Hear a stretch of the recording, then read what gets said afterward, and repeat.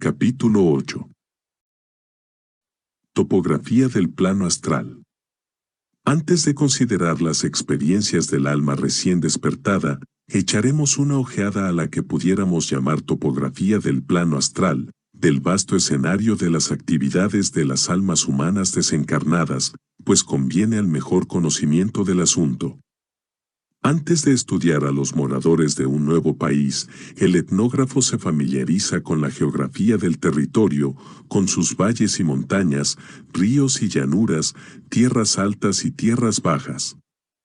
Análogamente, vamos a examinar primero la topografía del mundo astral, donde habitan las almas desencarnadas. Pero tengamos en cuenta que el mundo astral no es un país ni una comarca en el sentido de localización. Sus dimensiones no son de espacio, sino de vibración.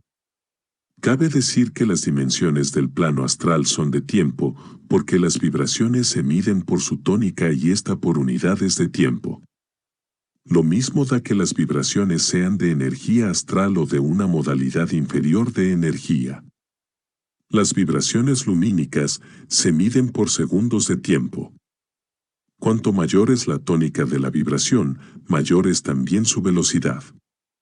Los antiguos ocultistas expusieron la verdad relativa a las modalidades superiores de vibración, diciendo que son tan sumamente rápidas que el movimiento en ellas parece absoluto reposo. De este extremo superior vamos a descender hasta llegar a la materia más densa, cuya tónica vibratoria es tan lenta que también parece como si estuviera en reposo.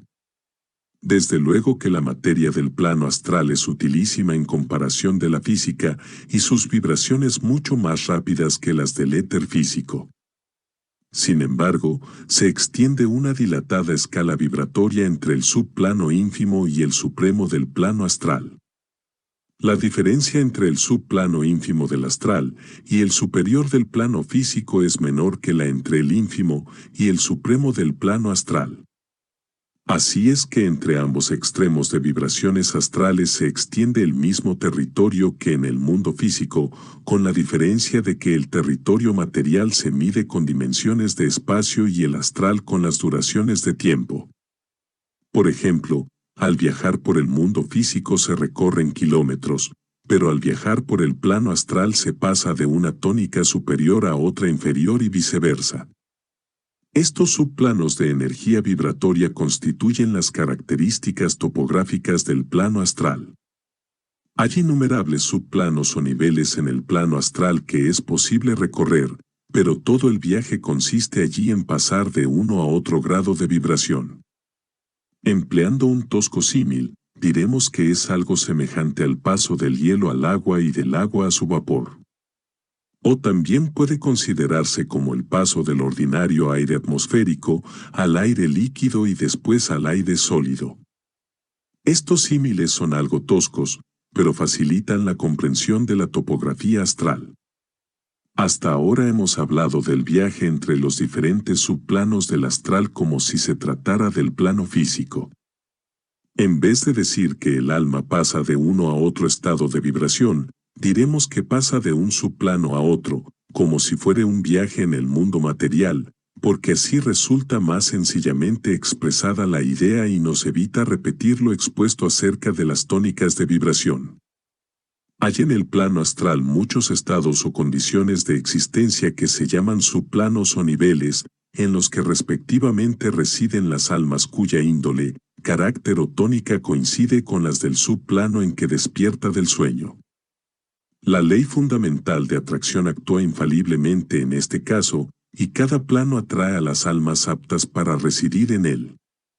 No hay casualidad ni azar en el mecanismo de la ley de atracción. Opera con absoluta precisión y uniformidad. No se equivoca. Cada alma queda adscrita a su categoría según sus limitaciones y el grado de su evolución. No son necesarios en el plano astral policías que mantengan a las almas en su peculiar condición. Le es imposible al alma desencarnada pasar a subplanos superiores al que se halla. La ley de vibración se lo impide. Pero toda alma puede, si quiere, pasar libremente a los subplanos inferiores al suyo y presenciar lo que allí ocurre y comunicarse con sus moradores. Este tránsito es de todo punto independiente de la comunicación telepática establecida entre todos los moradores del plano astral. El impedimento del ascenso y la facilidad del descenso es una sabia providencia de la ley, pues de otro modo los subplanos superiores estarían abiertos a la influencia de quienes moran en los inferiores, y se interrumpiría la evolución de las almas residentes en aquellos. De la propia suerte que perturbaría a los alumnos de un aula universitaria la irrupción de una pandilla de ampones y rufianes de los barrios bajos de la ciudad, pues conviene advertir que también el plano astral tiene sus barrios bajos y sus rufianes y ampones como las urbes del plano físico.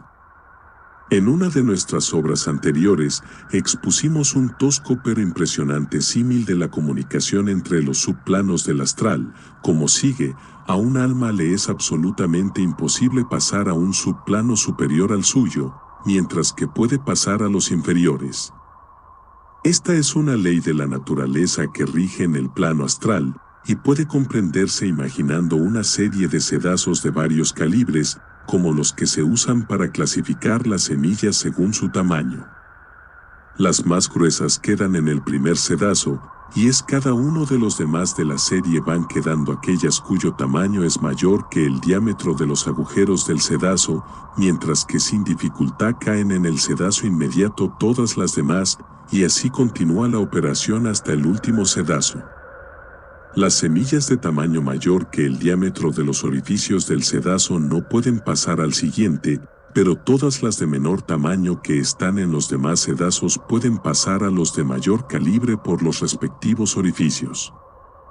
Análogamente, en el plano astral, el alma cargada con el pesado lastre material de la naturaleza inferior está detenida por el sedazo de un subplano y no puede pasar a los superiores, pero sí a los inferiores a aquel en que se halla si así lo desea. En efecto, hay almas que voluntariamente se trasladan a los planos inferiores al suyo con el objeto de auxiliar a quienes en ellos se hallan, y si el alma está muy evolucionada puede de este modo prestar excelente servicio espiritual por medio de consejos e instrucciones a los capaces de recibirlos. La única excepción de esta regla es que no se permite despertar a las almas durmientes. Según dijimos, hay en el plano astral muchos subplanos, como existan muchísimas regiones en el mundo físico, y cada subplano está habitado por las almas congruentes con su índole. Hay subplanos donde moran las almas sumidas en la bestial materialidad, y que serían insufribles infiernos para las almas evolucionadas. Desde luego, que las almas no tendrán el menor deseo de descender a estos subplanos ínfimos, a menos que un alma sumamente evolucionada quiera descender a los infiernos, con el deliberado propósito de auxiliar a alguna alma anhelosa de desembarazarse de la escoria con que se cargó durante la vida terrena.